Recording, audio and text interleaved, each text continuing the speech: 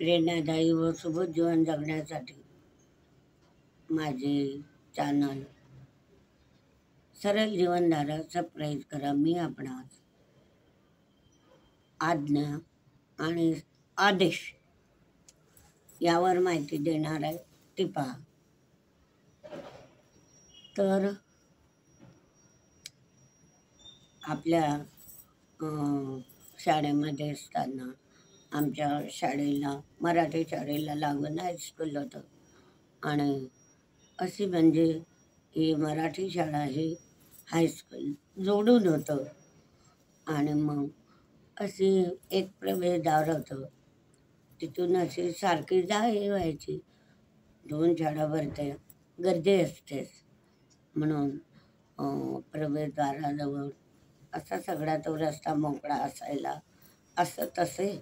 आणि तिथून मग सर्वांची ये-जा होत असे.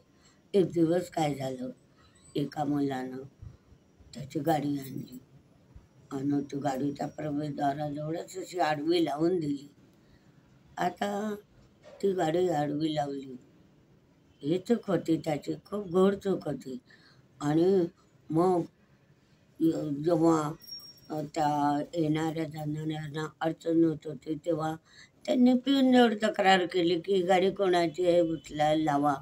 आणि आम्हाला जाता येता येत नाही, ते बरोबरच होतं. आणि मग तो पिऊन एका वर्गात घुसला आणि विचारलं, का रे?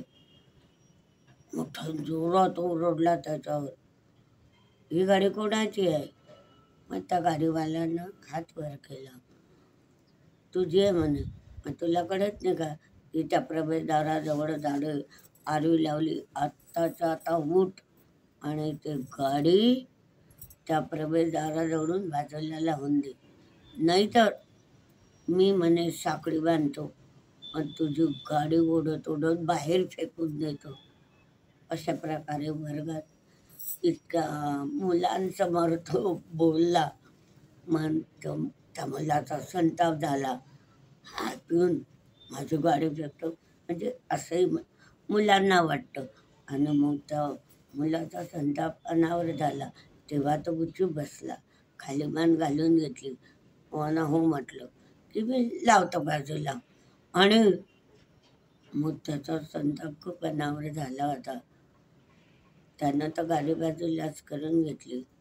त्याची चूक होती हे पण 100% खरं आहे. पण त्याचे जे मित्र होते त्याचाही संताप झाला आणि याचा पण संताप झाला.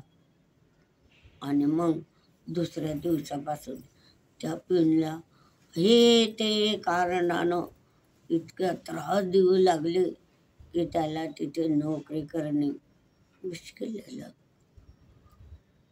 कारण त्याने त्याला आज्ञा दिली होती, त्याला संदेश दिला होता, जा. आताचा आता खूप जोरात ओरडला त्याच्यावर दरडा आणि ती गाडी नाही तर फेकून देईन. म्हणजे माणसाला संताप येतो ऐकणाऱ्याला. आणि त्या संतापाच्या भरामध्ये त्याचे मित्र ते पण संतापले. आणि जो काही त्या पिऊनला दुसऱ्या दिवसापासून त्रास द्यायला सुरुवात केली की त्याला ते नोकरी करणे सडोके पडो करून सोडलं. की त्याला असं झालं की इथे राहणं खूप मुश्किल आहे. तर अशा प्रकारे कोणालाही अशी दरडावू नये. कारण मुलं जरी चूक जरी झाली तरी ती चूक त्याला तो ते चुकलेलं काम आपण तोच करील अशा प्रकारे त्याची समजूत घालायची. आता मी आमच्या घरी कामाला बाई येते, तिला जर कधी म्हटलं, का गं बाई भांडी थोडी हळू व्हा, का गं एवढं काय भांडे बापा बघते तू, हळू करणं, तर ती त्याच्याहून जोरात करेल. आणि असं म्हटलं, का गं भांड्यांनी दूर जाणं, भांडी साबण, तरी ते पण असं करायचं. मग मी विचार केला, म्हटलं का गं बेटी, लोक झोपलेले असताना थोडा हळू आवाज करत जा बाबा. मग बाबांना हळू आवाज केला. दुसऱ्या दिवशी म्हणलं, का गं बेटी, आपण भांडीला साबण लावतो. मग साबण आपण का ठेवतो म्हटलं, बेटे आपल्या पोटात जा करता का? नाही म्हणे मावशी, म्हणे आपण आपल्या पोटात जाऊ नये म्हणत होतं. मग स्वच्छ धुत जा ना बेटे. तर असं गोड बोलून बोलून मी तिच्याकडून काम करून घेते, की नको बेटा, हिला आज्ञा दिली, ही चिडते, संतापते आणि आपल्या भांड्यांवर काय कशावर काय धडा आपण. मग मी तिच्यापासून चांगला धडा शिकलीच होती. मग तेव्हा मी काही बोलायचीच नाही तिला गोड शब्दात. नाही बेटी, हे तुझंच घर आहे, तुझं घर समजूनच तू असे व्यवस्थित कामं करत जा. तर त्या पिऊनचंही तेव्हा असं चुकलं. त्यांना असं म्हणायला पाहिजे होतं, अरे मुलांनो, हीट गाडी आपल्या प्रवेशद्वाराजवळ कोणाची आहे? ते उचला ना बाबांनो. अरे ते रस्त्यात आहे आणि ते जाणारा येणाऱ्यांना खूप त्रास होतो आहे. तुम्ही जर त्या जाणाऱ्या येणाऱ्यांची कदर केली तर फार चांगलं होईल. तो त्या चुकी करणाऱ्याला सुद्धा लाज वाटते आणि तो कसा म्हणतो मग. आणि त्याच्यावरच्या कामाची जबाबदारी टाकली तर त्याला स्वतः काम करण्याचाही आनंद वाटतो. तर अशा प्रकारे त्या पिऊनं त्या मुलाची अशी समजूत घालायला पाहिजे होती. जा बेटा, ती गाडी बाजूला कर, सगळे आपल्या शाळांची गर्दी होते, इतर मुलांना त्यांना त्रास होत आहे. तर त्या मुलालाही लाज वाटली असती. त्याच्या त्या दरडावण्यानं, कडक बोलण्यानं, आदेश दिल्यानं, आज्ञा दिल्यानं तो चिडला, संतापला. त्याला जर त्याचे मित्र मिळाले आणि कोणत्या परीने या पिऊनला त्रास द्यायचा याचा त्यांनी पॉईंटच रचला आणि रोजच्या रोज येणे केणे प्रकारे त्याला त्रास देऊ लागले. आणि मग त्याची असं वाटलं की नोकरी सोडून घरी बसावं. म्हणजे म्हणून कुणाला आज्ञा किंवा आदेश देऊ नये, तर समजूतदारपणाने सांगलं आणि त्याचं काम त्याला त्याच्याच गळ्यात टाकून द्यायचं. नाही बाबा, असं नाही, असं कर. तर तो माणसाला संताप येत नाही, राग येत नाही, उलट आनंद वाटतो की आपली चूक झाली, आपली चूक आपण दुरुस्त करायची. अशा प्रकारे आज्ञा किंवा आदेश करू नका.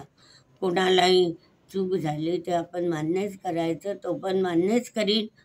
आपण ती चूक त्याच्याकडूनच दुरुस्त करून घेण्यामध्ये आपलं खरं कौशल्य असतं आणि त्याला ते कौशल्य गोड बोलूनच असं दाखवून द्यायचं असतं. तर अशा प्रकारे मी त्या बाईलाही असाच सल्ला देत गेली. ती व्यवस्थित झाली.